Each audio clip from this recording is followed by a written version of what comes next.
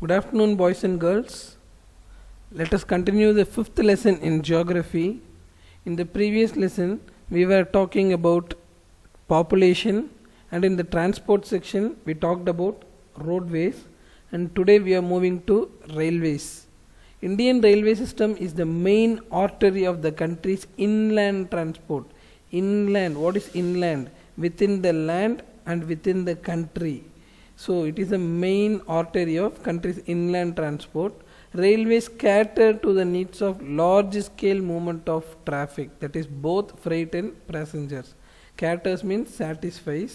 So railways satisfy the needs of large scale movement, a big group of movement, that is both passengers and also goods, thereby contributing to the economic growth. Because of the mass movement of transport, it contributes towards economic growth. Railways are considered as the backbone of surface transport system in India. Land transport ஓட முக்கியமான ஒரு விஷயம் அப்படின்னா அது ரயில்வேஸ்னு சொல்லலாம். It promotes national integration. What is integration? ஒற்றுமை. By bringing people together. It also promotes trade. Trade is nothing but exports and imports. It promotes trade, tourism, education, etc. Railways help in the commercialization of agricultural sector. Commercialization என்ன பண்ணுது அப்படின்னு பார்த்தோம்னா, so இண்டஸ்ட்ரியில் என்ன பண்ணுறாங்க, manufacturing பண்ணுறாங்க. What is manufacturing? Converting raw materials into finished goods.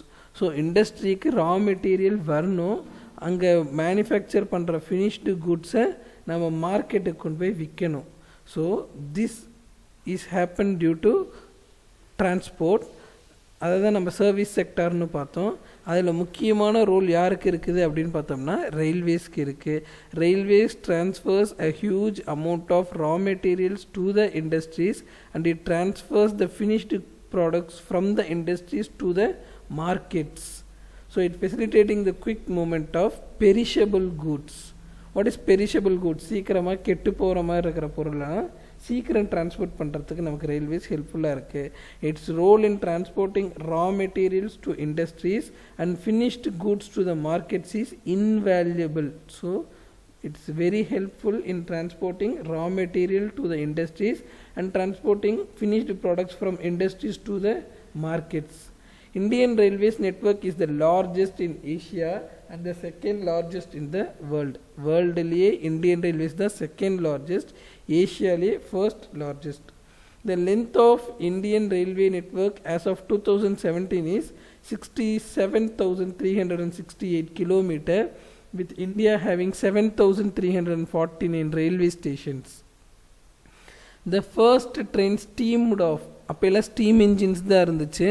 So the first train steamed off from Mumbai to Thane in the year 1853. It covers a distance of 34 kilometer. In 1951, the system was nationalized. What is nationalized? It was comes under the public sector, taken by the government. Government கையில் போகிறது தான் நம்ம nationalizedன்னு சொல்கிறோம். The system was nationalized as one unit, the Indian Railways. இந்தியாவில் இருக்கிற whole ட்ரெயினையும் whole central government கண்ட்ரோலில் போய் அதை இந்தியன் ரயில்வேஸ் அப்படின்னு சொல்ல ஆரம்பித்தாங்க. And the headquarters of Indian Railways is located at New Delhi. எப்படி நம்ம கண்ட்ரியை மெயின்டெனன்ஸ்க்காக நிறைய ஸ்டேட்ஸாக நம்ம பிரிச்சிருக்கிறோமோ, likewise the whole Indian Railways is divided into 16 zones. For operations and management, the Indian Railway is organized into 16 zones. Northern Railway, அதோட headquarters Delhi, North Western Railway in Jaipur, North Central Railway Allahabad, North Eastern Railway Gorakhpur, North East Frontier Railway, frontier na borders, Guwahati, Eastern Railway Calcutta, East Coast Railway Bhubaneswar, East Central Railway Hazipur, West Central Railway Jabalpur, Central Railway at Mumbai, Western Railway at Mumbai, Southern Railway at Chennai, South Central Railway at Secunderabad, South Eastern Railway in Kolkata, South Western Railway at Hubal, South East Central Railway at Bilaspur.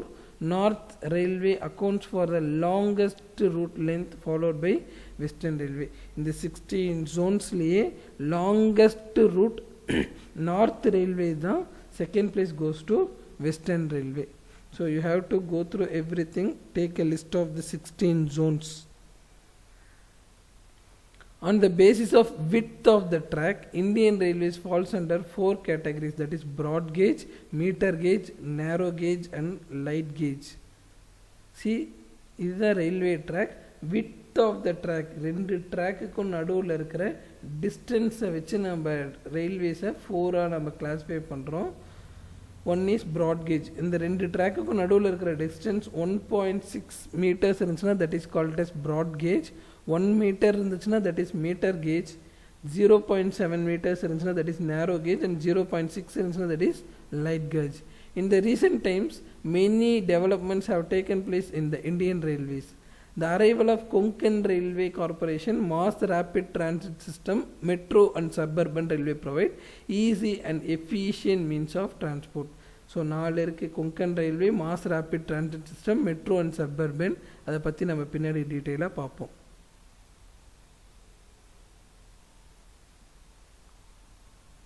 இந்த நாலு எதுக்கு helpful ஆகுதுன்னா, these are very helpful in avoiding traffic congestions and overcrowding in urban areas. traffic congestion அதிகமாக traffic ஆகாமல் இருக்கிறதுக்கும், urban ஏரியாஸில் over crowding, பஸ்ஸில் ஆட்டோஸ்லாம் over crowding இல்லாமல் stop பண்ணுறதுக்கும் இதெல்லாம் ஹெல்ப்ஃபுல்லாக இருக்குது. The first suburban railway was started in 1925 in Mumbai. Urban ஏரியாஸ்னால் நமக்கு தெரியும், வெல் டெவலப்டு சிட்டிஸ் எல்லாம் நம்ம அர்பன் ஏரியாஸ்னு சொல்கிறோம். அதுக்கு பக்கத்தில் இருக்கிற மீடியம் டெவலப்டு ஏரியாஸ்னால் தான் சப்பர்பன் ஏரியாவே. ஸோ டெய்லி பீப்புள் சப்பர்பன் ஏரியாவிலேருந்து அர்பன் ஏரியாவுக்கு நிறைய பேர் வேலைக்கு போகிறதுக்கு இன்னும் பல ரீசனுக்காக டிரான்ஸ்போர்ட் பண்ணிகிட்டே இருப்பாங்க. ஸோ அதுக்காக the first suburban railway was started in 1925 in Mumbai. Chennai becomes the 6th Indian city with metro railway. What is metro railway? So normal trains எல்லாம் கீழே ரோட் டிரான்ஸ்போர்ட்டில் போகும். மெட்ரோ ரயில்வேஸ் என்ன பண்ணுவாங்க, தனியாக அதுக்குன்னு ஒரு பாலம் கட்டி அது மேலே ட்ரெயின் விட ஆரம்பிச்சிருவாங்க.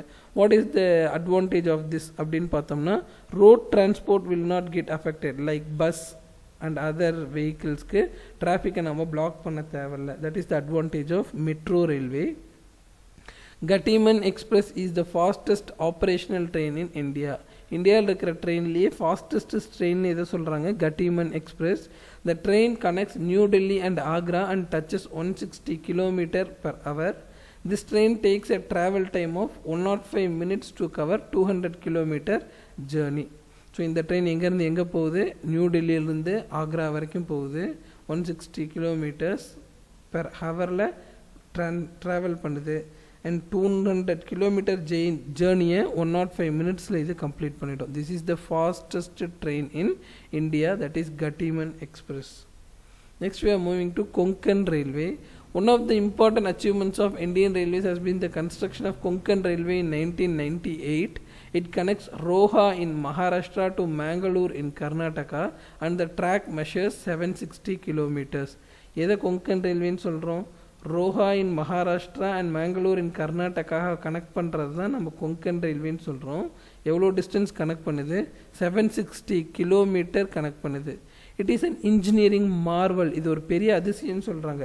ஏன் அப்படின்னு பார்த்தோம்னா, on its routes the rail crosses 146 rivers.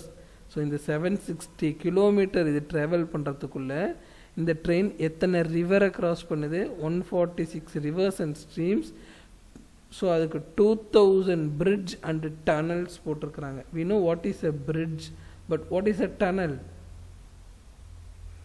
So ஒரு குகை மாதிரி போட்டு அதுக்குள்ளே ட்ரெயின் போகிறதெல்லாம் தான் டனல்ஸ் அப்படின்னு சொல்கிறோம். So this Konkan railway is called as an engineering marvel. Asia's largest tunnel, nearly 6.4 km long, is in this route. ஏஷியாலேயே லாங்கஸ்ட் டனல் இந்த ரூட்டில் தான் இருக்குது.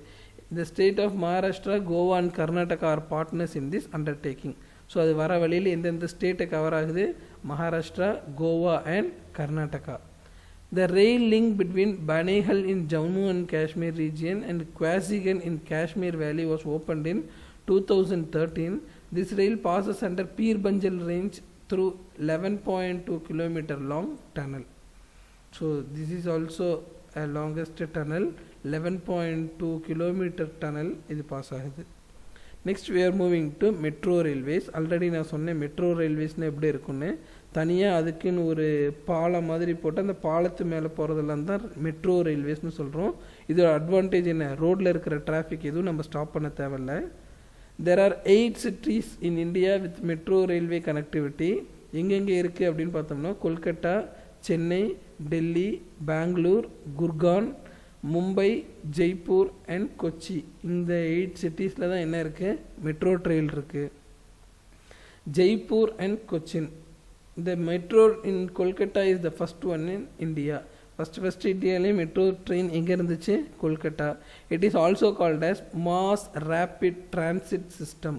மாஸ் அப்படின்னா குரூப் ஆஃப் பீப்புள், ரேபிட் அப்படின்னா very fast transport system. So இந்த metro train mass people, நிறைய பீப்புளை ஃபாஸ்ட்டாக ஒரு பிளேஸ்லேருந்து இன்னொரு பிளேஸ்க்கு டிரான்ஸ்போர்ட் பண்ணுறதுக்கு ரொம்ப ஹெல்ப்ஃபுல்லாக இருக்குது. As of September 2008 India has 507 kilometer of operation metro lines and 381 stations. So இந்த 8 சிட்டிஸில் எத்தனை கிலோமீட்டருக்கு மெட்ரோ ட்ரெயின் போகுது, 507 kilometers. அண்ட் எவ்வளோ மெட்ரோ ஸ்டேஷன்ஸ் இருக்குது, 381 stations. The state of Meghalaya has no railway network. மேகாலயாவில் ரயில்வே நெட்வொர்க்கே கிடையாது. So that is all about railways. The next mode of transport we are moving is pipeline transport. Pipelines provided a very convenient mode of transport to connect oil and natural gas fields, refineries and to the market. So liquid and கேஸை வந்து transport பண்ணுறதுக்கு தான் மெயினாக என்ன use ஆகுது, pipeline use ஆகுது. In the past these were used to transport water to cities and industries. So ஒரு காலத்தில் எதுக்கு மட்டும்தான் யூஸ் ஆச்சு, வாட்டரை டிரான்ஸ்போர்ட் மட்டும்தான் யூஸ் ஆச்சு. Now solids can also be transported through a pipeline. சாலிடை டிரான்ஸ்போர்ட் பண்ண முடியுமா பைப்லைன் மூலியமா, எப்படி, when converted into an slurry, ஒரு செமி சாலிட் ஸ்லேட்டுக்கு அதை நம்ம கன்வெர்ட் பண்ணிவிட்டு நம்ம பைப்லைன் மூலியமாக என்ன பண்ணலாம், டிரான்ஸ்போர்ட் பண்ணலாம். The initial cost of laying pipeline is high but subsequent cost is minimum. First pipeline construct பண்ணுறதுக்கு ரொம்ப அதிக செலவாகும், but maintenance is very very low. It can be laid through difficult terrain as well as under water. Difficult terrain, ஒரு மலை மேலே கூட நம்ம pipeline ஈஸியாக லே பண்ணிடலாம். அண்ட் அண்டர் வாட்டருக்கு அடியும் நம்மளால் பைப்லைன் டிரான்ஸ்போர்ட் கனெக்டிவிட்டி கொடுக்க முடியும். It ensures steady supply of goods and reduce the transshipment losses and delays. Steady supply of goods, எந்த ஒரு பிரச்சனையும் இருக்காது, ஈஸியாக கூட்ஸை நம்ம டிரான்ஸ்போர்ட் பண்ணிக்கிட்டே இருக்கலாம். ஏன்னா இப்போ ரோட் டிரான்ஸ்போர்ட்டில் நிறைய பிரச்சனை இருக்குது. ஒரு ட்ரெயின் வந்து நடுவில் நின்று போயிடலாம், டிராஃபிக் ப்ராப்ளம் இருக்கலாம், எந்த பிரச்சனையும் இருக்கலாம். But in case of pipeline there is no problem at all. It ensures steady supply and transshipment losses. So நம்ம ஜென்ரலாகவே பார்த்துருக்கோம், ஒரு கூட்ஸை ஏற்றுறதுக்கு இறக்கிறப்பல எவ்வளோ வேஸ்ட் ஆகுது. ரோட்டில் ஒரு லாரியில் வாட்டர் போச்சுன்னா எவ்வளோ தண்ணி கீழே சிந்திக்கிட்டே போகுது. But in case of pipeline there is no losses during the transshipment and also no delays. இதில் எந்த டிலேயுமே இருக்காது. These are the major advantages of pipeline transport. Oil field in Upper Assam to Kanpur, from Salaya in Gujarat to Jalandhar in Punjab, and gas pipeline from Hazira in Gujarat to Jagdishpur in Uttar Pradesh are the 3 important large network of pipeline in the country. எப்படி ஹைவேஸில் national highways important national highways இருக்கிற மாதிரியே பைப்லைனில் these 3 are the important pipeline and largest pipeline network in our country. Next one we are moving to waterways. Waterway is an important mode of transport for both passenger and cargo traffic. So இதுலேயும் பேசஞ்சரையும் கொண்டு போகலாம், கூட்ஸையும் கொண்டு போகலாம். It is an very important mode. It is the oldest and cheapest mode of transport. அந்த காலத்திலருந்தே வாட்டர்வேஸை யூஸ் பண்ணுறாங்க. அண்டு சீப்பஸ்ட், ரொம்ப காசு கம்மி. It is most suitable for carrying heavy and bulky materials from one country to the another country. So ரொம்ப heavy goods எல்லாம் transport பண்ணுறதுக்கு waterways is the suitable mode of transport. It is fuel efficient, ரொம்ப அதிக fuel எடுத்துக்காது, கம்மி fuel எடுத்துக்கும். And so it is called as an eco friendly mode of transport. Eco friendly is nothing but environment friendly. என்விரான்மெண்ட்டில் அதிக பொல்யூஷன்லாம் பண்ணாது. It is an eco friendly mode of transport. The water transport is of two types, inland waterways and ocean waterways. Inland அப்படின்னா within the country ஒரு river மூலியமாக ஒரு canals மூலியமாக transport பண்ணுறதெல்லாம் inland waterways. Ocean waterways is for transporting from one country to another country, that is happen during oceans with the help of ocean sea routes மூலியமா. Inland waterways, inland has an extensive network of inland waterways in the form of rivers, canals, lakes and backwaters. இதிலெல்லாம் ஊருக்குள்ளே பண்ணுறது எல்லாமே inland waterways. It depends on the depth and width of the waterways and the continuity of water flow. So இதிலெல்லாம் நம்ம transport பண்ணோம்னா நல்ல depth இருக்கணும், ஆழம் இருக்கணும், வித் நல்ல அகலமாக இருக்கணும், and continuity of water flow, எப்போயும் வாட்டர் ஃப்ளோ இருந்துகிட்டே இருக்கணும். The total navigable length, so water வேஸில் போகிறதுலாம் தான் நேவிகபிள்னு சொல்கிறோம். Navigable length of our country is 14,500 kilometre, out of which 5,200 kilometre length of rivers, 4,000 kilometre length of canals can be used by mechanised crafts. Mechanised கிராஃப்ட்னா mechanical போட்ஸ்ன்னு சொல்கிறோம் இல்லையா, அதெல்லாம் தான் மெக்கனைஸ்டு கிராஃப்ட்ஸ். ஸோ ரிவர்ஸ் கேனல்ஸில் இதை யூஸ் பண்ணி நம்ம இன்லேண்ட் வாட்டர்வேஸ் போகலாம். The total cargo carried by inland waterways is just about 0.1% of the total inland traffic of India. So inland traffic நம்ம கண்ட்ரிக்குள்ளே இருக்கிற goods trafficல only 0.1% is taken by waterways. remaining எல்லாமே roadways, railwaysனால தான் பண்ணிகிட்ருக்கோம். For the development, maintenance and regulation of national waterways in the country, Inland Waterways Authority was set up in 1986. இப்போ ரோட்வேஸ்க்கு highways authority of India, national highways authority of India இருக்கிற மாதிரி வாட்டர்வேஸை manage பண்ணுறதுக்காக inland waterways அத்தாரிட்டிங்கிற ஒரு organisation set up பண்ணுறாங்க. That was set up in the year 1986.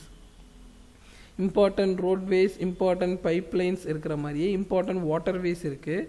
The major national waterways are national waterway 1 that extends from Haldia and Allahabad that measures for 1620 km and it includes the stretch of Ganga, Bhagirathi, Hooghly river system.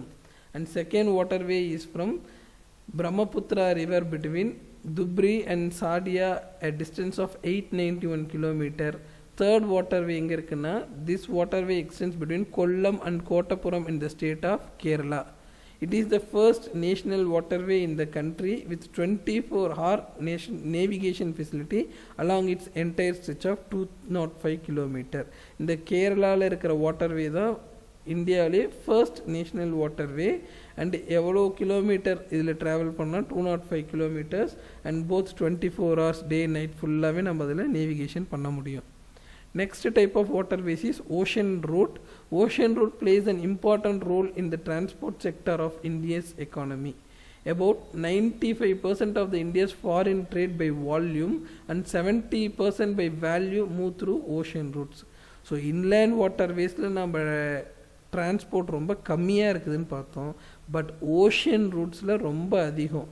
By volume total amount எவ்வளோ இருக்குது அப்படிங்கிறதுல 95% foreign trade, நம்ம ஃபாரினுக்கு அனுப்புகிற goods எல்லாமே 95% எது மூலியமாக தான் போகுது, ஓஷன் டிரான்ஸ்போர்ட் மூலியமாக தான் போகுது. அண்ட் டோட்டல் வேல்யூவில் நீ இப்போ 1,00,000 ரூபாய்க்கு ஃபாரின் டிரான்ஸ்போர்ட் பண்ணுறோம் அப்படின்னா அதில் 70,000 rupees எது மூலியமாக தான் டிரான்ஸ்போர்ட் ஆகுது, ஓஷன் வேஸ் மூலியமாக தான் டிரான்ஸ்போர்ட் ஆகுது. Coastal shipping plays an important role in transport of bulk goods in India. Shipping is not only the most economical mode of transport, it is an environmental friendly mode of transport. So காசு கம்மிங்கிறது மட்டும் கிடையாது, it is environmental friendly. It affects the environment very less. So it is a friendly mode of transport. The sea and ocean routes are mainly used for international trade and are connected through ports. International tradesனா என்னது, exports and imports taken between countries, from one country to the another கண்ட்ரிக்கு export import பண்ணுறதெல்லாம் தான் நம்ம வந்து international ட்ரேட்னு சொல்கிறோம். So அதில் அங்கங்கே ஒரு போர்ட் ஒரு ஊர்லேயே இருக்குது, அது மூலிமா பண்ணுறோம். There are 13 major and 200 minor ports in India. Major ports are administrate by central government and minor ports are managed by state government. So இந்தியாவில் எவ்வளோ போர்ட் இருக்குது? 13 மேஜர் போர்ட்ஸ், 200 மைனர் போர்ட்ஸ் இருக்குது. 13 மேஜர் போர்ட்டுமே comes under the control of central government and 200 minor போர்ட்ஸுமே அந்தந்த ஸ்டேட்டில் இருக்கிற state government take care பண்ணிக்குவாங்க. Major ports on the east coast. எதை நம்ம ஈஸ்ட் கோஸ்ட்னு சொல்கிறோம்? இந்தியா மேப்பில்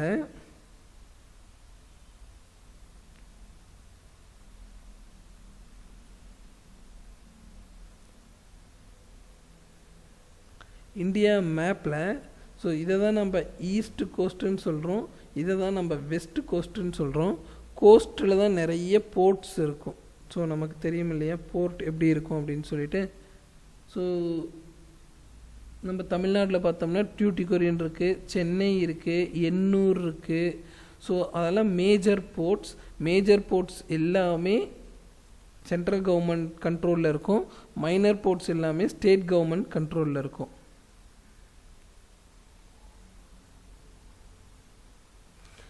The major ports on the east coast are Kolkata, that includes Haldia Dog, Paradeep, Visakhapatnam, Chennai, Ennur and Tuticorin. இதெல்லாம் major ports னு சொல்கிறோம். The major ports on the west coast are Kandla, Mumbai, Navasheva, New Mangalore, Marmagova and Kochi. இதெல்லாம் west கோஸ்ட்டில் இருக்குது. These are all the list of 13 major ports in India. அதில் west கோஸ்ட்டில் எது இருக்குது, ஈஸ்ட் கோஸ்ட்டில் எது இருக்குதுன்னு சொல்லியிருக்காங்க. India has 4 major shipyards. What is a shipyard? Ship building industry தான் ஷிப்யார்டுன்னு சொல்கிறோம். Hindustan shipyard in Visakhapatnam, garden reach workshop in Kolkata, Mazagon dock in Mumbai and Kochi shipyard in Kochi.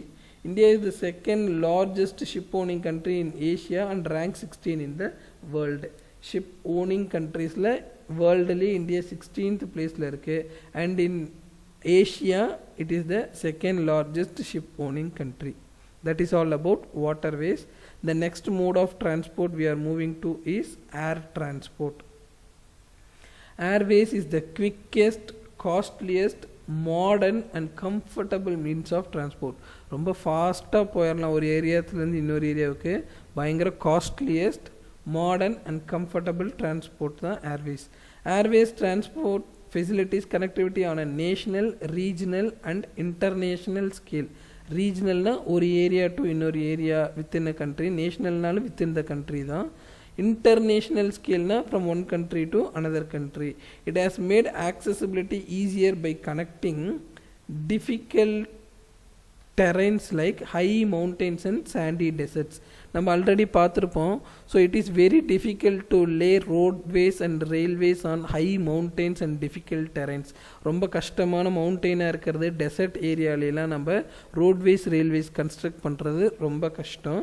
But Airways is not at all a problem. எங்கே வேணாலும் நம்ம ஏர் transport மூலிமா போகலாம். It carries passengers, fried and mail. Air transport plays a key role in times of emergency as well as in the event of natural and man-made calamities like flood, epidemics and war. எந்த emergency சுச்சுவேஷன்லேயும் airways நமக்கு என்ன பண்ணும், fastest transport கொடுக்கும். And during the time of natural calamity. What is a natural calamity? பயங்கரமாக நேச்சர்னால் நமக்கு like cyclone நம்ம சொல்லலாம், ஃப்ளட்டு நம்ம சொல்லலாம். Those are natural calamities. இப்போ பயங்கர ஃப்ளட்டு வந்துருச்சு, ஊருக்குள்ளே பயங்கர தண்ணி வந்துருச்சு அப்படின்னா ரோட் டிரான்ஸ்போர்ட்னாலே நம்மளால் ஹெல்ப் பண்ண முடியாது, ரயில் டிரான்ஸ்போர்ட்னாலே நம்மளால் ஹெல்ப் பண்ண முடியாது. So during the time of natural calamities air transport will be very very helpful. What is epidemic? எபிடெமிக்னா தொற்று நோய் பரவிக்கிறது. இன் சிச்சுவேஷன் லைக் நோ, இப்போ COVID-19 சுச்சுவேஷன் இருக்கு இல்லையா, அந்த மாதிரி எபிடெமிக் சுச்சுவேஷன் அண்ட் வார் அப்பெல்லாம் Airways will be very very helpful. Air transport in India made a beginning on 18th February 1918 when Henry Pickett carried a mail from Allahabad to Naini. So Henry அப்படிங்கிறவர் அலகாபாத்லேருந்து நைனிக்கு ஒரு mail கொண்டு வராரு. அதுதான் beginning. In 1953, 8 different airlines which were in operation in the country were nationalized. எல்லாமே ஸ்டார்டிங்கில் government கண்ட்ரோலில் இல்லை, 8 different airlines இருந்துச்சு. பட் எல்லாத்தையுமே கவர்மெண்ட் கண்ட்ரோலில் எப்போ கொண்டு வந்துட்டாங்க அப்படின்னா 1953. Domestic airways fly within the boundaries of a country. Domestic ஏர்வேஸ்னு என்ன சொல்கிறோம், நம்ம கண்ட்ரிக்குள்ளே இருக்கிற ஏர் டிரான்ஸ்போர்ட்டை டொமஸ்டிக் ஏர்வேஸ்னு சொல்கிறோம். International airways connect major cities of the world. ஒரு கண்ட்ரிலேருந்து இன்னொரு கண்ட்ரிக்கு போகிறத இன்டர்நேஷ்னல் ஏர்வேஸ்னு சொல்கிறோம்.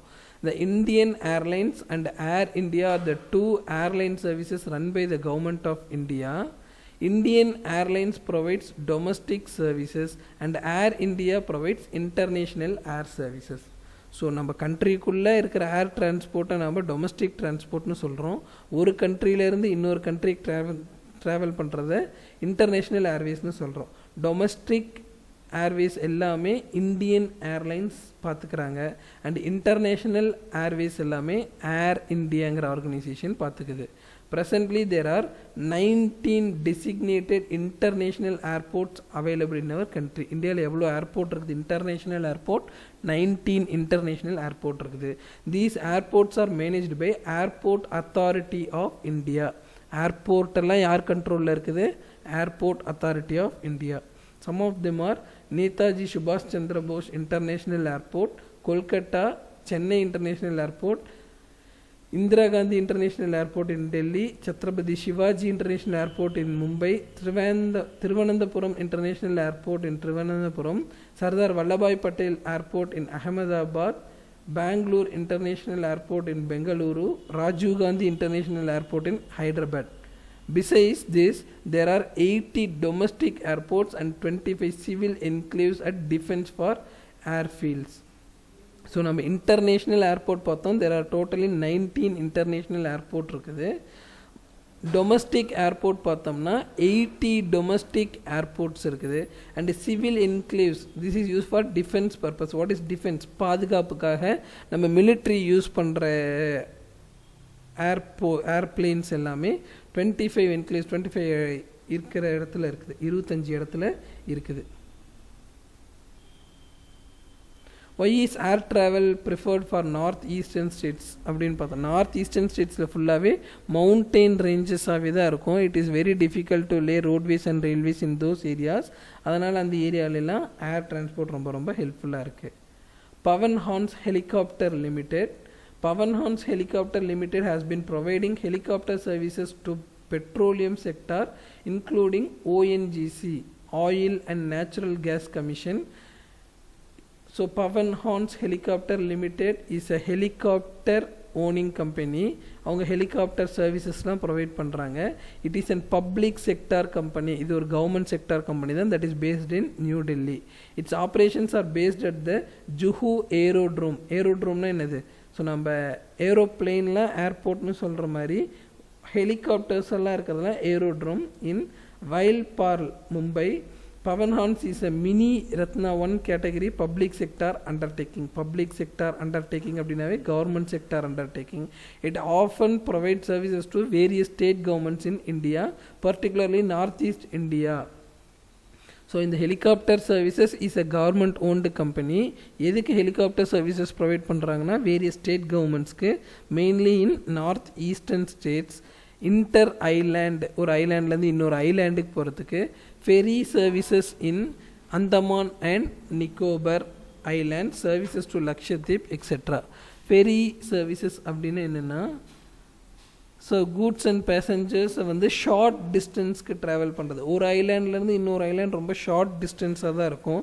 அங்கேருந்து இங்கே goods and services, goods and passenger டிரான்ஸ்போர்ட்டை கொண்டு போகிறதுக்கு யூஸ் பண்ணுறது எல்லாமே ferry services.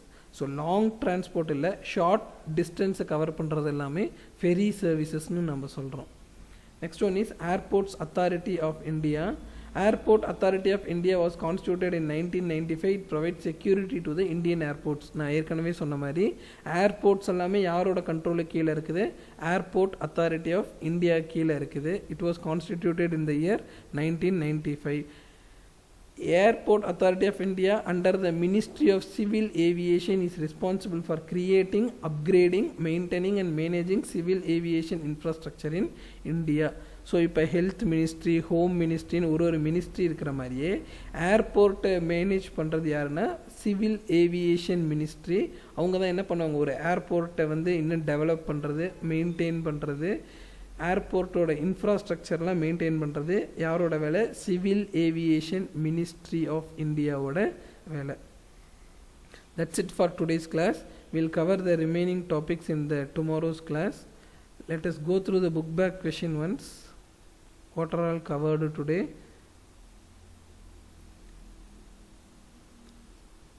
See, write any 4 advantages of railways. I will send you the photocopy of that. Write the important pipeline network transport in India. That also we have covered. I will send you the photo of that. Major inland waterways of India. I will send you 2 more questions we have covered today. And in the differentiate section, we have covered the difference between roadways and railways, waterways and airways. 2 questions we have covered.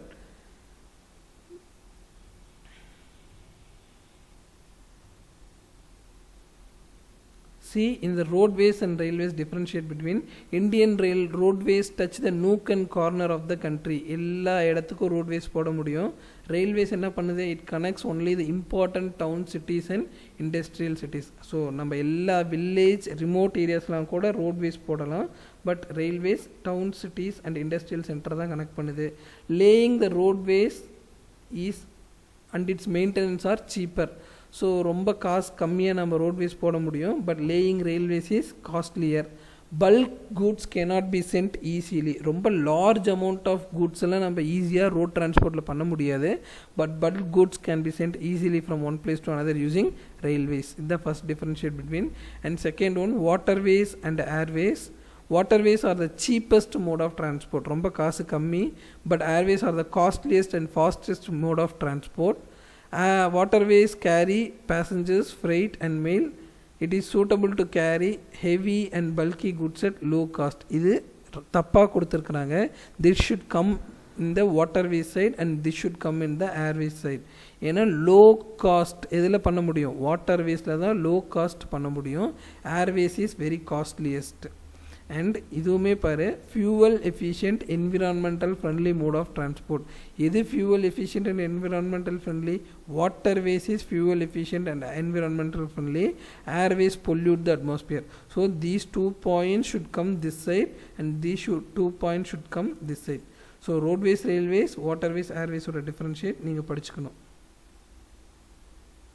And then in the 5 mark section, last class we didn't study the classification and explanation for roadways in India. That also I will send you the photocopy. That's it for today's class. We'll continue in the tomorrow's class. Thank you.